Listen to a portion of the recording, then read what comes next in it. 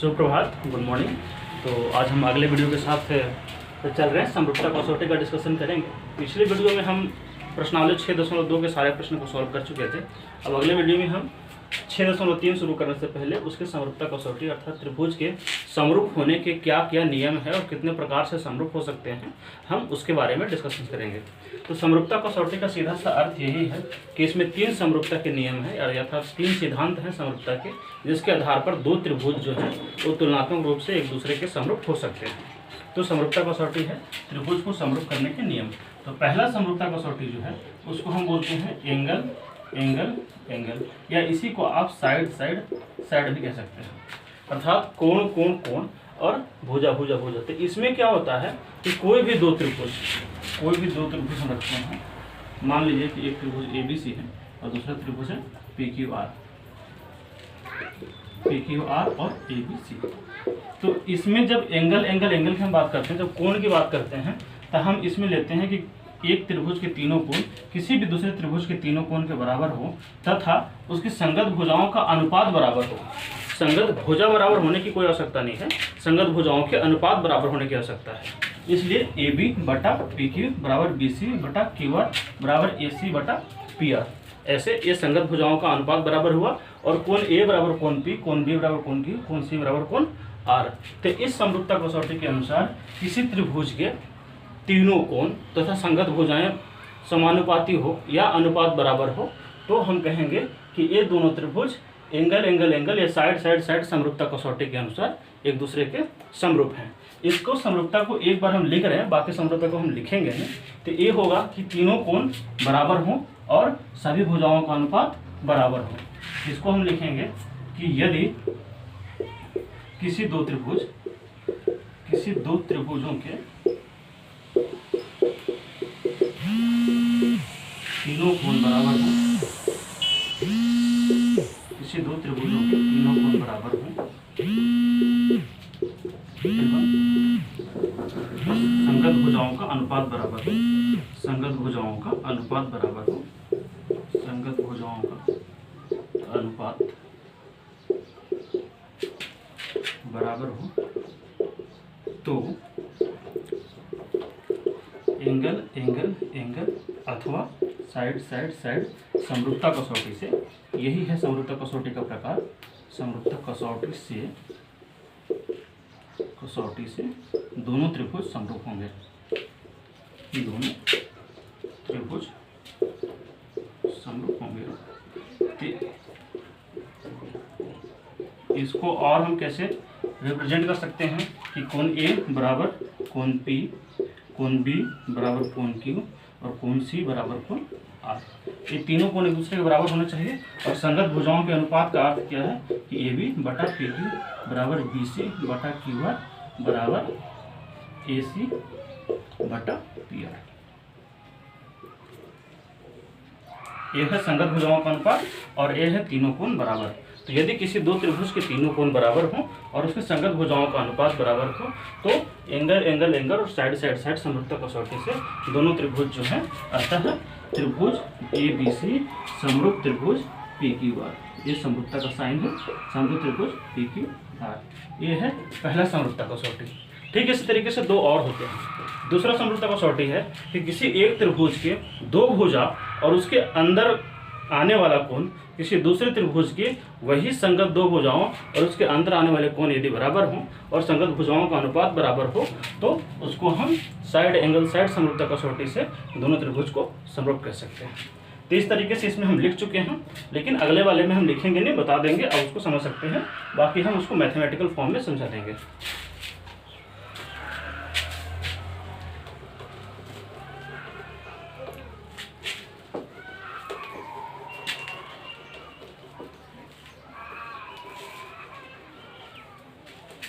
समरूपता कसौटी का दूसरा उसको हम साइड एंगल साइड, अर्थात दो भुजाओं का समानुपात बराबर होना चाहिए और उसके बीच का कोण जो है वो बराबर होना चाहिए। मान लीजिए कि कोई भी दो त्रिभुज हैं, एक त्रिभुज ABC है और दूसरा त्रिभुज PQR है। इसमें हमें संगत भुजाओं पर ज़्यादा ध्यान रखना है कि कोई भी दो भुजा संगत नहीं होगा, उसके बीच के अंदर का कोण बराबर होना चाहिए। जैसे अगर हम AB लें और BC लें, इसमें हम PQ लें और QR लें, तो ये दोनों के बीच का कोण ही बराबर होना चाहिए। कोण बी बराबर कोण क्यू होना आवश्यक है, न कि कोण ए बराबर कोण आर होना या फिर कोण बी बराबर कोण आर होना। हालांकि एक बार किसी भी समरूपता कसौटी से कोई भी दो त्रिभुज अगर समरूप हैं तो सारे समरूपता कसौटी उस पर लागू होते हैं, सारे समरूपता कसौटी से दोनों त्रिभुज समरूप होंगे। लेकिन हमें सिद्ध करने के लिए जो आसान पड़ता है हम उसी के अनुसार चलेंगे। तो इस सिद्धांत में हम क्या देखते हैं कि ए बी बटा पी क्यू बराबर बी सी बटा क्यू आर, अर्थात दो संगत भुजाओं का जो अनुपात है वो बराबर होना चाहिए और जो दोनों भुजा हैं उनके बीच का कोण बराबर होना चाहिए। कोण बी बराबर कोण क्यू होना आवश्यक है, न कि कोण बी बराबर कोण पी होना आवश्यक है, क्योंकि बी ये दोनों भुजाओं के बीच का कोण है, यहाँ पर क्यू ये दोनों भुजाओं के बीच का कोण है। तो जो संगत भुजाओं का अनुपात बराबर होगा उनके बीच का जो कोण होगा हमको उसको बराबर करना आवश्यक है। तो इसको हम लिखेंगे कि संगत भुजाओं का अनुपात बराबर है, अर्थात ए बी बटा पी क्यू बराबर बी सी बटा क्यू आर। और इसमें हम क्या लिखेंगे कि कोण बी बराबर कोण क्यू है, ऐसा है कोण बी बराबर कोण क्यू है, क्योंकि कोण बी जो है ए बी और बी सी के बीच में है, कोण क्यू जो है वो पी क्यू और क्यू आर के बीच में है। इसलिए हम इसको कह सकते हैं कि त्रिभुज ए बी सी समरूप त्रिभुज पी क्यू आर। अब इसी को अगर हम दूसरे फॉर्म में लिखें, मान लिया कि एक और हम ए बी सी और पी क्यू आर का एग्जाम्पल लेते हैं और इसको हम ऐसे लिखते हैं पी क्यू आर। अब हम ए भुजा और ए भुजा को लेते हैं और इस कोण और इस कोण को लेते हैं, तो इसको हमको लिखना पड़ेगा कि ए सी बटा पी आर बराबर बी सी बटा क्यू आर एवं कोण सी बराबर कोण आर है। यदि ऐसा है इसलिए हम लिखेंगे कि त्रिभुज ए बी सी समरूप त्रिभुज पी क्यू आर। इसको किसी और भुजा से भी लिख सकते हैं, लेकिन ये हमेशा ध्यान रखना है कि कोण हमेशा दो भुजा जो लेंगे उनके बीच का होना चाहिए। इसलिए हमेशा कोण पर ध्यान रखना है और संगत भुजाओं पर कि कोण संगत भुजाओं के बीच का होना चाहिए। तो ये हमारा समरूपता कसौटी दूसरा है, अर्थात भुजा कोण भुजा। अब इसको अगर हम ऐसे लिखें ये हो जाएगा भुजा कोण भुजा समरूपता कसौटी, ये दूसरा है। तीसरा ठीक इसी तरीके से भुजा है उसी जगह पर कोण आ जाएगा।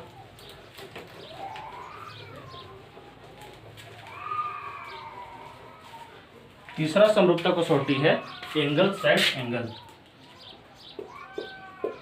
Angle side angle. इसको हम लिखेंगे कोण भुजा कोण, कोण भुजा अर्थात दो कोण और उनके बीच की भुजा, दो संगत कोण बराबर होंगे और वो दोनों कोणों के बीच की जो भुजा होगी उसका अनुपात बराबर होना चाहिए।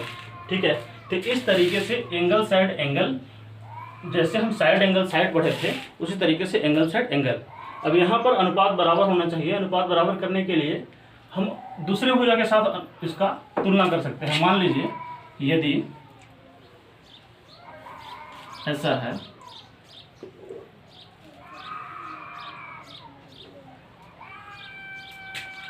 ये ए बी सी है, ए पी क्यू आर है।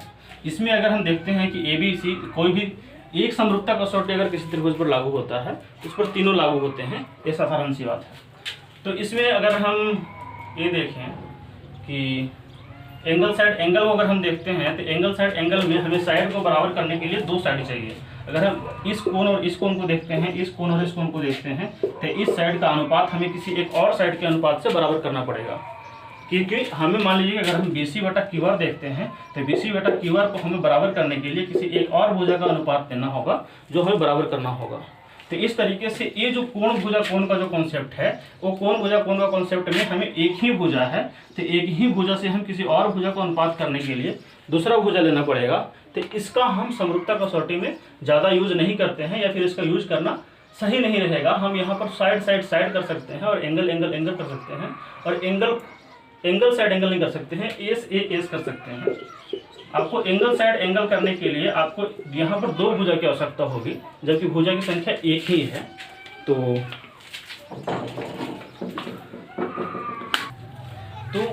एंगल साइड एंगल का जो कॉन्सेप्ट है इसमें हम समरूपता कसौटी में इसका उपयोग नहीं कर सकते, इसका उपयोग हम कर सकते हैं सर्वांग समता में। तो ये हमेशा याद रखिएगा, सर्वांग समता में। तो एंगल साइड एंगल का जो कॉन्सेप्ट है ये समरूपता कसौटी में यूज नहीं होता है। साइड एंगल साइड का जो कॉन्सेप्ट है ये समरूपता कसौटी में होता है, जिसमें दो साइड जो है वो समानुपात बराबर होता है, उसके बीच का कोण बराबर होता है। ठीक है, और क्या होता है एंगल एंगल एंगल, ए यूज होता है और साइड साइड साइड ए यूज होता है। और इसी को अगर हम एक में मिला दें और एक एस ए एस, तो इस तरीके से यही तीन होते हैं। ठीक है, हमको ए एस ए जो है कोण भुजा कोण जो है इसको समरूपता कसौटी में नहीं रखना है। ए समरूपता कसौटी में यूज नहीं होता है। एक कोण कोण कोण होता है, साइड साइड साइड और साइड एंगल साइड, ये तीन याद रखना है। ठीक है,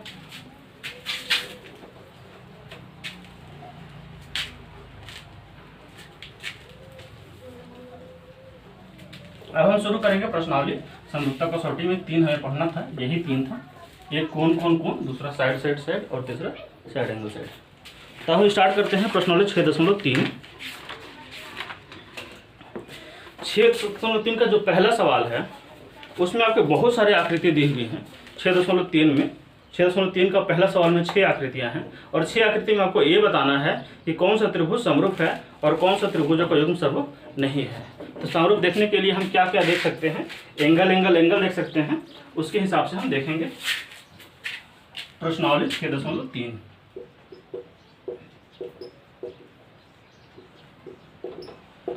का पहला सवाल। आप समरूपता कसौटी को याद रखिए कि समरूपता कसौटी में हम क्या क्या देख सकते हैं। समरूपता में पहला हम देख सकते हैं तीनों कोण बराबर होना चाहिए, यदि ऐसा है तो समरूप है। तीनों भुजाओं का अनुपात बराबर होना चाहिए, भुजा बराबर की बात नहीं होगी। यहाँ पर साइड एंगल साइड, ये तीन जहाँ होंगे यही तीनों को हमें देखना है। तीनों में से कोई भी एक लागू होता है तो तीनों लागू होंगे। ठीक है, तो जो पहला क्वेश्चन का पहला है उसमें ऐसा दिया है कि एक कोण है और फिर एक और कोण दिया हुआ है और इसके सारे कोण के बराबर है। इसके कोण है 60 80 40, 60 80 40 और इसके कोण भी दिए हुए हैं 60 80 40। और ए बी सी और पी क्यू आर है, A B C P Q R. तो इसके तीनों कोण के बराबर हैं, 60 80 40 और 60 80 40 है। तो ये जो दिया हुआ है वो एंगल एंगल एंगल समरूपता कसौटी से, एंगल एंगल एंगल समरूपता कसौटी से या कोण कोण कोण समरूपता कसौटी से हम क्या लिखेंगे कि कोण ए बी सी जो है, त्रिभुज ए बी सी जो है वो समरूप है त्रिभुज पी क्यू आर के। बस इतना सवाल है। यही तीन समरूपता कसौटी में से कोई ना कोई समरूपता कसौटी लागू होगा और उसी को देखना है आपको और बताना है कि ये जो त्रिभुज है वो समरूप है या नहीं है। अगला क्वेश्चन इस तरीके से दिया हुआ है। पहला क्वेश्चन कहीं दूसरा है, त्रिभुज ए बी सी ऐसा है और त्रिभुज पी क्यू आर ऐसा है। ये है ए बी सी 2 3 2.5, ये है पी क्यू आर 6 5 और 4। अब इसमें साइड साइड साइड के हिसाब से हमें देख लेना है कि तीनों भुजा दिया हुआ है तो इसमें समरूपता कसौटी यही लगेगा। और इस तरीके से आपको देखना है कि एक भुजा 2 है, इसका अनुपात अगर हम देखेंगे तो इसका 2 गुना ए भुजा है, ए भुजा 3 है, ए भुजा 6 है, ए भुजा 2.5 है और ए भुजा 5 है। अगर हमें देखना है कि एक दूसरे के समानुपाती देखना चाहिए तो इसको हम थोड़ा सा रोटेट करेंगे, इस त्रिभुज का थोड़ा सा रोटेट करेंगे तो इस तरह का ये बन जाएगा। ए इधर आ जाएगा और ए इधर आ जाएगा, ए 2.5 इधर आ जाएगा, 2 इधर और 3 इधर। तो इसके हिसाब से हम देखेंगे तो साफ साफ ये दिखेगा कि इसकी सारी संगत भुजाएं जो है, इसकी सारी संगत भुजाओं के अनुपात बराबर हैं। इसमें हम लिखेंगे कि एस समरूपता कसौटी से त्रिभुज ए बी सी जो है वो त्रिभुज पी क्यू आर के समरूप है। ए बी सी समरूप त्रिभुज पी क्यू। तो यही आपको करना है सारे में। आप सारे में कर सकते हैं। एक और क्वेश्चन हम बता रहे हैं, उसके बाद आपके 6 दिए हुए हैं तो 3 हम बता रहे हैं, बाकी आप 3 कर सकते हैं।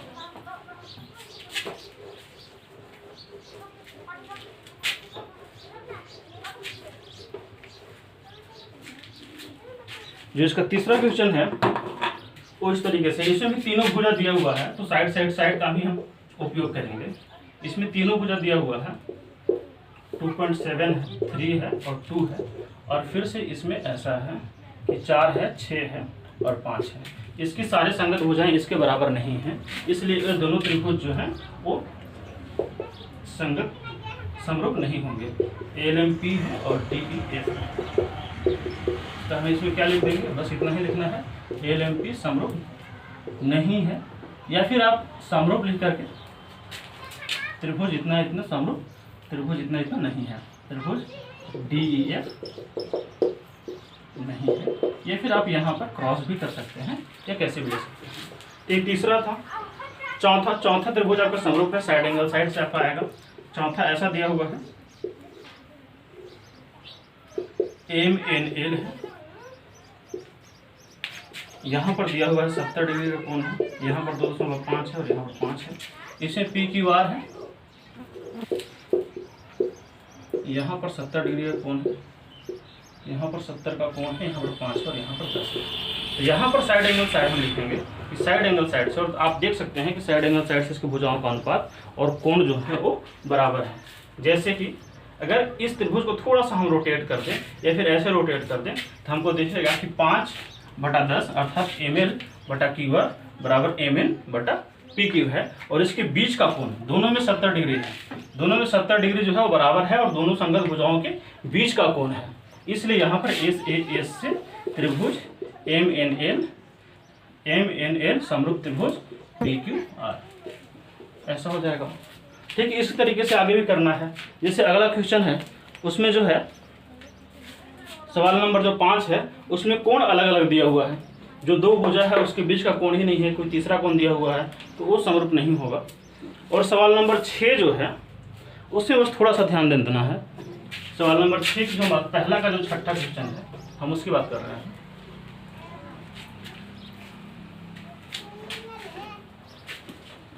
ऐसा दिया हुआ है DEF है, D है, E है, F है, A कोण 70 डिग्री है, A कोण 80 डिग्री है और एक PQR है,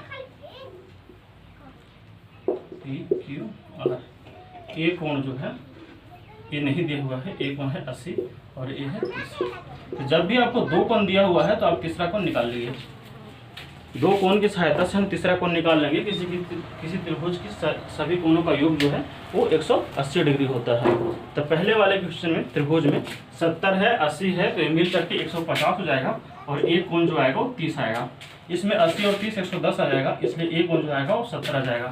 अब हम देखते हैं कि इसके तीनों कोण इसके तीनों कोण के बराबर आ जाते हैं।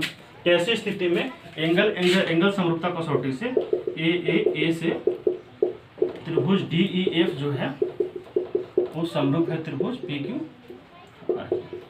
बस यही करना है। तो अब यहाँ तक पहला क्वेश्चन का जो सारे प्रश्न थे हम उनका डिस्कशन कर चुके हैं। अब यहाँ से हम चलेंगे दूसरे सवाल पर। दूसरा सवाल बोलता है कि आकृति 6.35 में त्रिभुज ODC समरूप है त्रिभुज OBA के। आकृति दिया हुआ है और बोल रहा है कि कोण BOC जो है 125 डिग्री है और CDO 70 डिग्री है। देखिए, इसको लिखने के लिए आप वीडियो को रोक सकते हैं, बाकी आप स्क्रीनशॉट भी ले सकते हैं जो अच्छा लगे। दूसरा क्वेश्चन का फिगर दिया हुआ है कि आकृति 6.35 है, ऐसा दो किरण है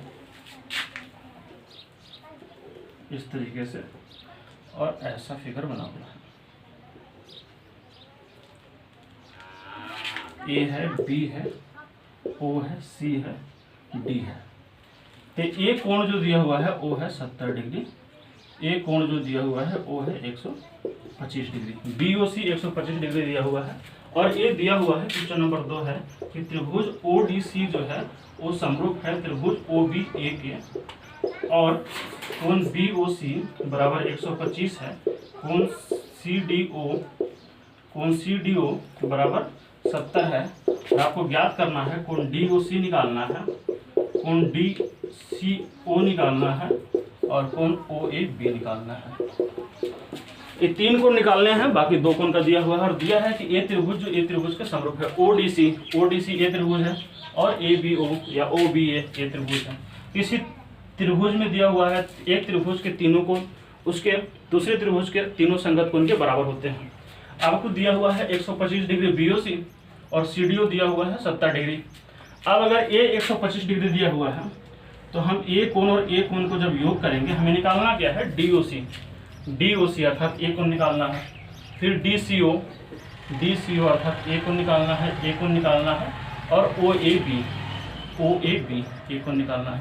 बहुत सारे नियम से हम लगा सकते हैं, लेकिन यहाँ पर दिया हुआ है कि समरूप है तो हम सब समरूपता ही निकालेंगे या किसी भी नियम से निकाल सकते हैं।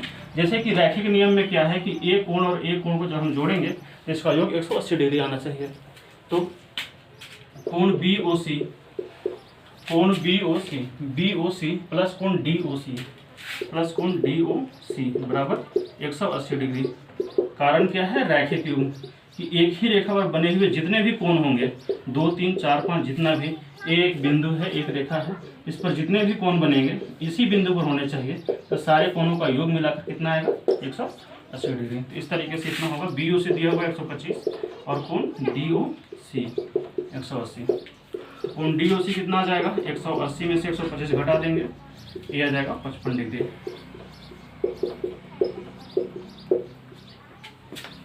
तो ये हो गया कोण DOC। कोण DOC हो गया 55 डिग्री। अब यहाँ से हमें निकालना है एक कोण। तो एक ही त्रिभुज की तीनों भुजाओं का योग 180 डिग्री, वैसे निकाल सकते हैं या फिर किसी और भी नियम से निकाल सकते हैं। जैसे इस कोण को हम निकालेंगे, इसको एकांतर कोण से बराबर कर देंगे। तो बहुत सारे नियम हैं। अब इसमें हम लिखेंगे कि इस त्रिभुज के तीनों कोण का योग जो है वो 180 डिग्री आएगा। तो त्रिभुज DOC में, त्रिभुज DOC में हम केवल ऐसे लिखते हैं कि कोण D प्लस कोण C प्लस कोण O, हम ऐसा लिखते हैं, अर्थात इसके तीनों कोण का बराबर बात हो रहा है। ये हो जाएगा 180 डिग्री। तो ये है 70, ये है 55। कोण D जो है आपका 70 है, कोण C निकालना है और कोण O जो है वो आपका 55 आया, बराबर 180। तो कोण C बराबर हो जाएगा 180 माइनस 70 और 55 आपका हो जाएगा 125। तो फिर से इसको घटाइएगा, किया जाएगा 55 डिग्री। तो कोण C भी 55 आ गया और कोण O कहने का अर्थात कोण DOC है, कोण C करने का अर्थात कोण DCO है। अब एक आपको यहाँ पर निकालना है कोण OAB, कोण OAB। अब सीधे सीधे OAB को 55 लिख सकते हैं, क्योंकि एक कोण और एक कोण एकांतर कोण है, या फिर समरूप त्रिभुज बोल सकते हैं कि ये दोनों त्रिभुज समरूप है, इसलिए दोनों कोण बराबर होंगे। या फिर कोण C और कोण A एकांतर कोण होंगे, क्योंकि A भी समांतर DC है। बहुत सारे नियम हैं, आप जिसको जैसे भी एक्सप्रेस करना चाहे कर सकते हैं। तो कोण OAB बराबर कोण OCD होगा या DCO होगा। कारण क्या है, एकांतर कोण। यह त्रिभुज दोनों समरूप है, ऐसा भी लिख सकते हैं, इसलिए कोण OAB आपका आ जाएगा। इस तरीके से तीनों कोण का जो मान आया, जो निकालना था, वो हमारा 55 डिग्री आ गया। तो एक क्वेश्चन नंबर 2 है। अगर इसमें कुछ समझ में नहीं आया तो आप लिख सकते हैं, नीचे में कमेंट में लिख सकते हैं, और आप लिखने के लिए इसको वीडियो को पॉज कर सकते हैं, स्क्रीनशॉट ले सकते हैं। अब है अगला क्वेश्चन, सवाल नंबर 3।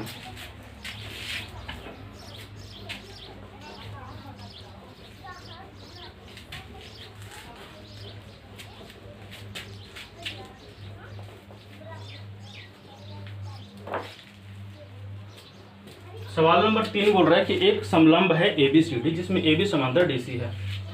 अब AB समांतर DC है, तो इसमें A नहीं बोला है कि AB बड़ा है या छोटा है, किसी को भी हम बड़ा और छोटा बना सकते हैं। कि विकर्ण AC और BD परस्पर बिंदु O पर प्रतिच्छेद करते हैं। दो त्रिभुजों की समरूपता कसौटी का प्रयोग करते हुए दर्शाइए कि OA बटा OC बराबर OB बटा OD है।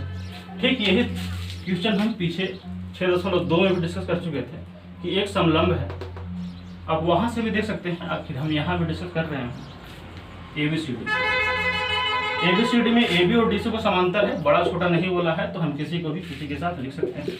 अब इसके दो विकर्ण हैं, AC और BD। AC और BD दो विकर्ण है, और ये जो प्रतिच्छेद करते हैं वो बिंदु प्रतिच्छेद बिंदु है O। ऐसा आपको सिद्ध करना है। सवाल नंबर 3 को दर्शाइए, सिद्ध करें कि आपका OA बटा OC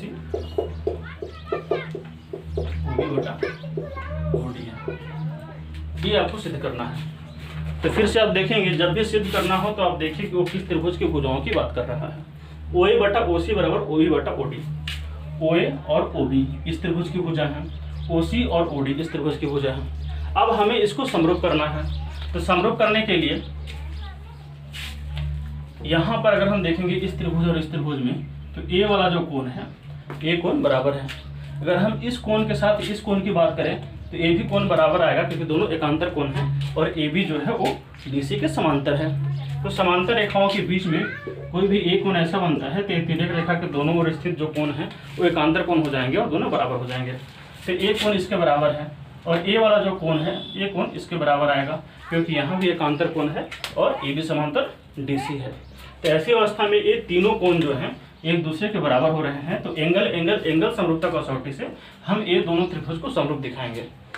तो आप लिखेंगे कि त्रिभुज AOB एवं त्रिभुज COD में एवं त्रिभुज COD में, तो ये दोनों त्रिभुज में क्या हो जाएगा, एंगल AOB जो है AOB बराबर एंगल COD। इसको हम कैसे बराबर लिखेंगे, क्योंकि ये शीर्षाभिमुख कोण है। शीर्षाभिमुख कोण एक ही शीर्ष है और दो कोण बने हुए हैं, तो ये दोनों बराबर होंगे शीर्षाभिमुख कोण। और कोण ABO अर्थात इस कोण की बात हो रहा है, और ODC इस कोण की बात हो रहा है। कोण ABO बराबर कोण ODC, इसको हम कैसे बराबर करेंगे कि ये है एकांतर कोण, और एकांतर कोण होने के लिए कम से कम शर्त क्या होना चाहिए, क्योंकि AB समांतर जो है वो CD है। ठीक इसी तरीके से हम इस कोण को लिखेंगे BAO और इस कोण को लिखेंगे OCD। कोण BAO बराबर कोण OCD, और सेम कारण है, एकांतर है और AB समांतर CD है। तो इसलिए हम लिख सकते हैं कि कोण समरूपता कसौटी से, एंगल एंगल एंगल समरूपता कसौटी से दोनों त्रिभुज जो है वो समरूप हैं। त्रिभुज AOB समरूप त्रिभुज OCD। और जब कोई भी दो त्रिभुज समरूप हो जाते हैं तो उसके संगत भुजाओं का अनुपात हमेशा बराबर होता है, और उसके तीनों कोण बराबर तो हम सिद्ध कर ही चुके हैं। तो जब तीनों कोण बराबर हो गए और वो दोनों त्रिभुज समरूप हो गए, तो दोनों त्रिभुज समरूप हो जाने के बाद उसके संगत भुजाओं का अनुपात बराबर हो जाएगा।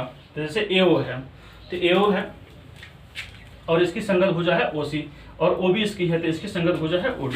इसलिए हम लिखेंगे AO बटा OC, या OA लिखा हुआ है तो आप OA कुछ भी लिख सकते हैं, किसी को भी आगे पीछे लिख सकते हैं, बराबर OB बटा OD। यही आपको सिद्ध करना था, यही आप किया है। तो जो भी सिद्ध करना है उसके जो भी भुजाएं हैं उसके त्रिभुज को आप देखेंगे और उसके त्रिभुज को समरूप करेंगे, और समरूप करने के बाद तीनों कोण बराबर हो जाएंगे और उसके संगत भुजाओं का अनुपात बराबर हो जाएगा। तो 4 क्वेश्चन हम डिस्कस कर चुके हैं। अब हम 6.3 के 5वें क्वेश्चन पर चलते हैं, चौथे पर चलते हैं। 3 ही हुआ है, चौथा पे चलते हैं। तो ये है चौथा। और आगे तो 6.36 है, उसमें QR बराबर QS और QT बराबर PR दिया हुआ है, और दिया हुआ है कोण 1 बराबर कोण 2 है। अब सिद्ध करना है कि त्रिभुज PQS और TPR जो है वो समरूप है। आकृति आपका ऐसे दिया हुआ है, ये है।